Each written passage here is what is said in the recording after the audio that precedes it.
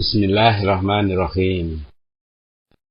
Terjemahan buku Ihya Ulumuddin karya Imam Al-Ghazali. Cetakan tahun 1998. Buku jilid ke-1 mulai halaman 163. Kitab Ilmu. Lanjutan dari sebelumnya.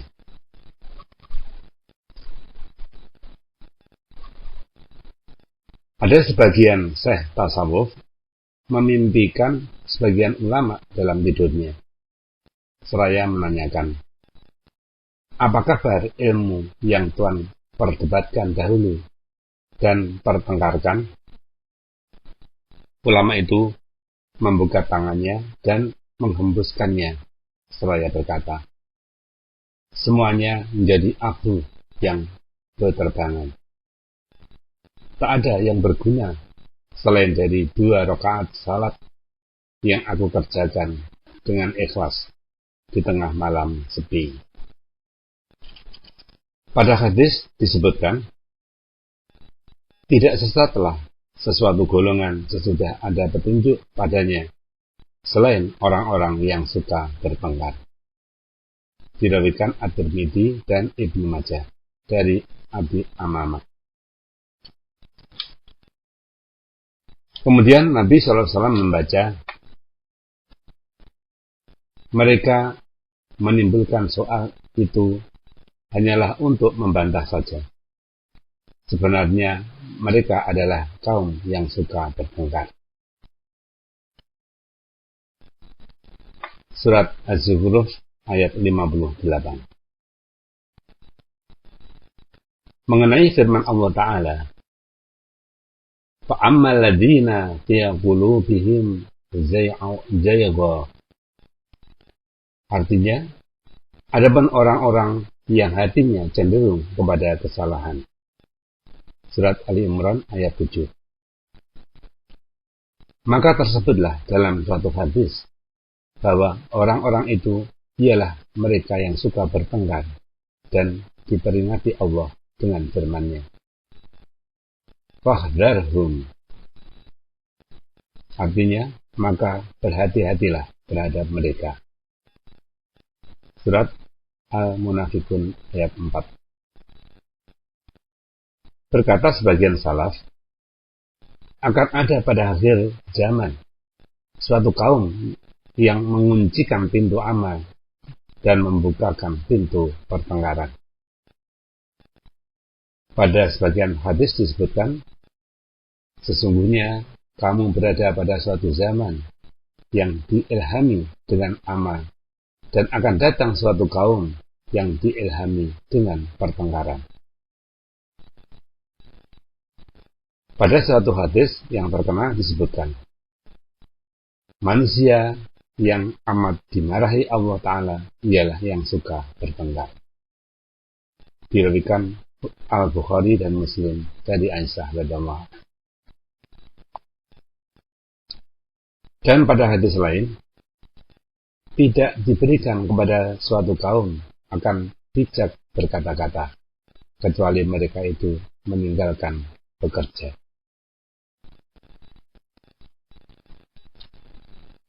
Wallahu a'lam. Allah yang Maha Tahu.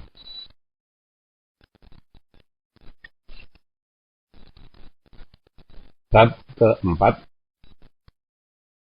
mengenai sebabnya manusia suka kepada ilmu khilafiyah, penguraian bahaya perdebatan dan pertengkaran, syarat-syarat pembolehannya. Ketahuilah bahwa jabatan khalifah sesudah Nabi SAW dipegang oleh Khulafa'ur Rasyidin dengan petunjuk Allah, yaitu Abu Bakar, Umar, Utsman, dan Ali. Mereka adalah imam, ahli ilmu, dan paham segala hukum Allah, bebas mengeluarkan fatwa, dan sanggup menyelesaikan segala peristiwa hukum. Tidak usah meminta bantuan ahli-ahli hukum Islam atau fuqaha. Kalaupun ada, maka amat jarang sekali, yaitu mengenai peristiwa-peristiwa yang harus dimusyawarahkan. Dari itu, maka para alim ulama dapat menghadapkan perhatian dan segala kesungguhannya kepada ilmu akhirat, menolak mengeluarkan fatwa dan apa yang ada hubungannya dengan hukum duniawi. Mereka menghadapkan diri dengan kesungguhan dan dengan kesungguhan yang maksimal kepada Allah Ta'ala, sebagaimana dapat dibaca dalam riwayat hidup para alim ulama itu sendiri. Sewaktu jabatan khalifah jatuh ke tangan golongan-golongan sesudah Khulafaur Rasyidin yang mengendalikan pemerintahan tanpa hak dan kesanggupan dengan ilmu yang berhubungan dengan fatwa dan hukum, maka terpaksalah meminta tolong kepada para fuqaha dan mengikut sertakan mereka dalam segala hal untuk meminta fatwa waktu menjalankan hukum. Dan pada itu, masih ada juga di antara para ulama tabi'in yang tetap dalam suasana yang lampau, berpegang teguh kepada tradisi agama, tidak melepaskan ciri-ciri ulama salaf atau ulama-ulama dahulu. Mereka ini bila diminta, lalu melarikan diri dan menolak. Para khalifah itu melakukan paksaan dalam pengangkatan anggota kehakiman dan pemerintahan. Maka kelihatanlah kepada rakyat umum kebesaran ulama dan perhatian para pembesar dan wali negara kepada mereka. Sedang dari pihak alim ulama itu sendiri menolak dan menjauhkan diri. Lalu rakyat umum tampil menuntut ilmu pengetahuan, ingin memperoleh kemuliaan dan kemegahan dari para pembesar negeri. Mereka bertekun mempelajari ilmu yang berhubungan dengan fatwa dan hukum. Kemudian datang memperkenalkan diri mereka kepada para wali negeri, memohonkan kedudukan dan jabatan. Di antaranya ditolak dan ada juga yang diterima. Yang diterima tidak luput dari kehinaan meminta-minta dan mohon dikasihani. Maka jadilah para fuqaha itu meminta, sudah tadinya diminta. Hina dengan menyembah-nyembah kepada pembesar, sudah tadinya mulia dengan berpaling dari penguasa-penguasa itu. Yang terlepas dari keadaan tersebut ialah orang-orang dari para ulama agama Allah yang memperoleh taufik daripadanya. Amat besar perhatian pada masa itu kepada ilmu fatwa dan hukum karena sangat diperlukan, baik di daerah-daerah ataupun di pusat pemerintahan. Sesudah itu lahirlah dari orang-orang terkemuka dan pembesar-pembesar golongan yang suka memperhatikan percakapan manusia tentang kaidah-kaidah kepercayaan dan tertarik hatinya mendengar dalil-dalil yang dikemukakan. Maka timbullah kegemaran bertukar pikiran dan berdebat dalam ilmu kalam. Perhatian orang banyak pun tertumpah kepada ilmu itu. Lalu diperbanyak karangan dan disusun cara berdebat. Dan dikeluarkanlah ulasan tentang mana kata-kata yang bertentangan. Mereka mendakwakan bahwa tujuannya ialah mempertahankan agama Allah dan sunnah Nabi SAW serta membasmi bid'ah, sebagaimana orang-orang sebelum mereka ini mendakwakan untuk agama dan bekerja dalam lapangan fatwa dan mengurus perihal hukum. Karena belas kasihan kepada makhluk Tuhan dan untuk pengajaran kepada mereka.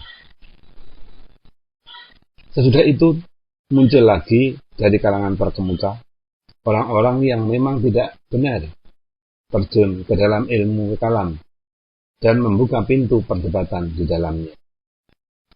Sebab telah menimbulkan kefanatikan yang keji dan permusuhan yang meluap-luap yang membawa kepada pertumpahan darah dan penghancuran negeri. tetapi golongan ini tertarik kepada bertukar pikiran tentang fikih dan khusus memperbandingkan mana yang lebih utama di antara mazhab Syafi'i dan mazhab Abu Hanifah radhiyallahu anhu. Maka manusia pun meninggalkan ilmu kalam dan bagian-bagiannya, terjun ke dalam masalah-masalah khilafiyah antara aliran Syafi'i dan Abu Hanifah khususnya. Dan tidak begitu mementingkan tentang khilafiyah yang terjadi antara Malik, Sufyan, Ats-Tsauri, dan Ahmad radhiyallahu anhu serta ulama-ulama lainnya. Mereka mendakwakan bahwa maksudnya adalah mencari hukum agama secara mendalam, menetapkan alasan-alasan mazhab yang memberikan kata pengantar bagi pokok-pokok fatwa, lalu diperbanyak karangan dan pemahaman hukum, disusun bermacam-macam cara berdebat dan mengarang. Keadaan itu diteruskan mereka sampai sekarang. Kami tidak dapat menerka apa yang akan ditakdirkan Tuhan sesudah kami pada masa-masa yang akan datang. Maka inilah kiranya penggerak kepada orang sampai bertekun dalam masalah khilafiyah dan perdebatan. Tidak ada yang lain. Kalaulah condong hati penduduk dunia untuk berselisih dengan imam yang lain dari imam-imam tadi, atau kepada ilmu yang lain dari bermacam-macam ilmu pengetahuan, maka golongan yang tersebut di atas akan tertarik juga dan tidak tinggal diam dengan alasan bahwa apa yang dikerjakannya itu adalah ilmu agama dan tujuannya tidak lain daripada mendekatkan diri kepada Tuhan seru sekalian alam. Penjelasan penipuan tentang samanya perdebatan itu dengan musyawarah para sahabat dan pertukar pikiran ulama salaf.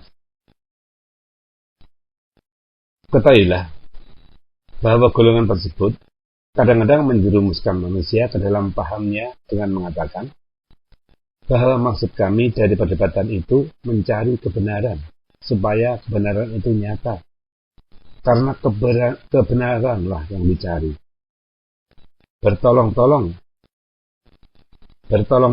membahas ilmu dan melahirkan isi hati, ada faedah dan gunanya. Dan begitulah adat kebiasaan para sahabat radhiyallahu anhu dalam bermusyawarah yang diadakan mereka seperti musyawarah mengenai masalah nenek laki-laki, saudara laki-laki, dalam hal soal warisan misalnya, hukuman minum khamar, kewajiban membayar atas imam atau kepala pemerintahan apabila ia bersalah. Seperti kejadian seorang wanita keguguran kandungannya karena takut kepada Umar radhiyallahu anhu, dan seperti masalah pusaka dan lainnya. Dan seperti persoalan-persoalan yang diterima dari As-Syafi'i, Ahmad, Muhammad bin Hasan, Malik, Abi Yusuf, dan lainnya, dan para ulama. Kiranya dirahmati Allah mereka itu sekalian.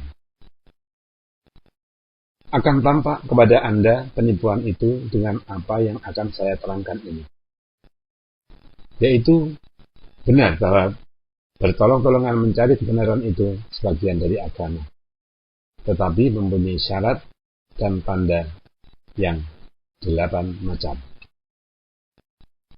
Pertama, bahwa tidak bekerja mencari kebenaran yang termasuk dalam fardu kifayah itu orang-orang yang belum lagi menyelesaikan fardu ain. Dan orang yang masih berkewajiban dengan sesuatu fardu ain lalu mengerjakan fardu kifayah dengan dakwaan bahwa maksudnya benar adalah pendusta. Contohnya seumpamanya orang yang meninggalkan sholatnya sendiri, bekerja menyediakan kain dan menjahitkannya dengan mengatakan bahwa maksudku hendak menutup aurat orang yang bersolat telanjang dan tidak memperoleh kain. Penjawaban itu mungkin cocok dan bisa saja terjadi. Seumpama apa yang didakwakan oleh ahli fikih, bahwa kejadian hal-hal yang luar biasa dan menjadi bahan pembahas dan perselisihan itu bukan tidak mungkin.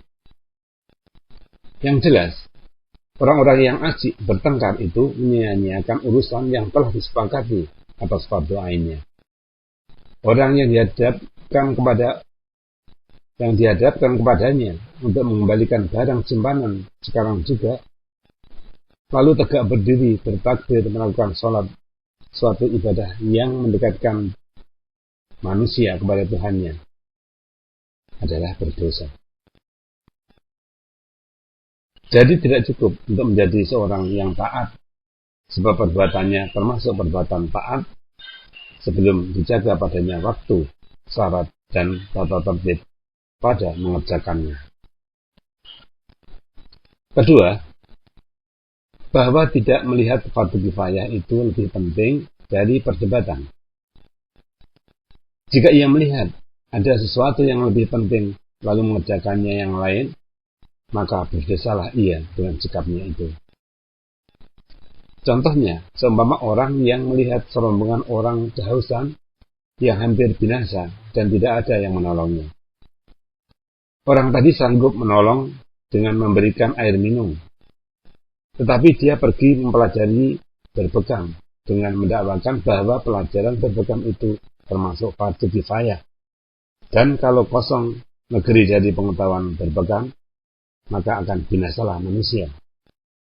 Dan kalau dikatakan kepadanya bahwa dalam negeri banyak ahli bekam dan lebih dari cukup, lalu dijawabnya bahwa ia tidak dapat merubah pekerjaan berbekam menjadi tidak fardu kifayah lagi. Maka peristiwa orang yang pergi mempelajari berbekam dan menyia-nyiakan nasib orang yang menghadapi bahaya kehausan dari orang muslimin, samalah halnya dengan peristiwa orang yang asyik mengadakan perdebatan dengan sedang dalam negeri terdapat banyak fardu kifayah yang disia-siakan. Tidak ada yang mengerjakannya. Mengenai fatwa, maka telah bangun segolongan manusia melaksanakannya. Tidak ada satu negeri pun yang di dalamnya fardu kifayah yang tidak disia-siakan. Dan para ulama fikih tidak menaruh perhatian kepadanya. Contoh yang paling dekat ialah ilmu kedokteran. Hampir seluruh negeri tidak didapati seorang dokter muslim yang boleh diperpegangi kesaksiannya mengenai sesuatu yang dipegang pada agama atas hadis dokter. Dan tidak ada seorang pun daripada ahli fikih yang suka bekerja dalam lapangan kedokteran. Begitu pula amar ma'ruf dan nahi mungkar termasuk dalam fardu kifayah. Kadang-kadang seorang pendebat dalam majelis melihat sutra dipakai dan dipasang pada tempat duduk. Ia tinggal berdiam diri dan terus berdebat dalam persoalan yang sekalipun tidak pernah terjadi. Kalaupun terjadi, maka bangunlah serombongan fuqaha menyelesaikannya. Kemudian mendakwakan bahwa maksudnya dengan fardu kifayah tadi ialah mendekatkan diri kepada Allah Ta'ala. Diriwayatkan Anas radhiyallahu anhu bahwa orang bertanya kepada Nabi sallallahu alaihi wasallam, "Apabilakah amar ma'ruf dan nahi mungkar itu ditinggalkan orang?" Maka menjawab Nabi sallallahu alaihi wasallam, "Apabila telah lahir sifat berminyak air dalam kalangan orang pilihan dari kamu, dan perbuatan keji dalam kalangan orang jahat dari kamu, dan berpindah pemerintahan dalam kalangan orang-orang kecil dari kamu, dan fikih atau hukum dalam kalangan orang-orang yang hina dari kamu." Diriwayatkan Ibnu Majah. Ketiga, bahwa adalah seorang pendebat itu mujtahid, berfatwa dengan pendapatnya sendiri, tidak dengan mazhab as-Syafi'i Abi Hanifah, dan lainnya. Sehingga apabila lahirlah kebenaran dari mazhab Abi Hanifah, maka ditinggalkannya yang sesuai dengan pendapat Asy-Syafi'i, dan berfatwalah dia menurut kebenaran itu, seperti yang diperbuat para sahabat radhiyallahu anhum dan para imam. Adapun orang yang tidak dalam tingkat ijtihad, dan memang begitulah keadaan orang sekarang, maka berfatwalah dia dalam persoalan yang ditanyakan kepada mereka menurut mazhab yang dianutnya. Kalau ternyata lemah mazhabnya, maka tidak boleh ditinggalkannya. Dari itu, apakah faedahnya ia mengadakan perdebatan sedang mazhabnya sudah dikenal dan dia tidak boleh berfatwa dengan yang lain? Kalau ada yang sulit, dia harus mengatakan, semoga ada jawaban tentang ini pada yang mempunyai mazhabku, karena aku tidak berdiri sendiri dengan beristihad pada pokok-pokok agama.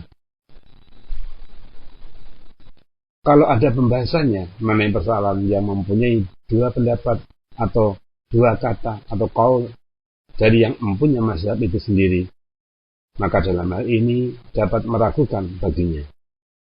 Mungkin dia berfatwa dengan salah satu dari dua pendapat itu karena sepanjang penyelidikannya ia condong pada yang satu itu, maka tidak adalah sekali-kali jalan untuk berdebat dalam hal tersebut.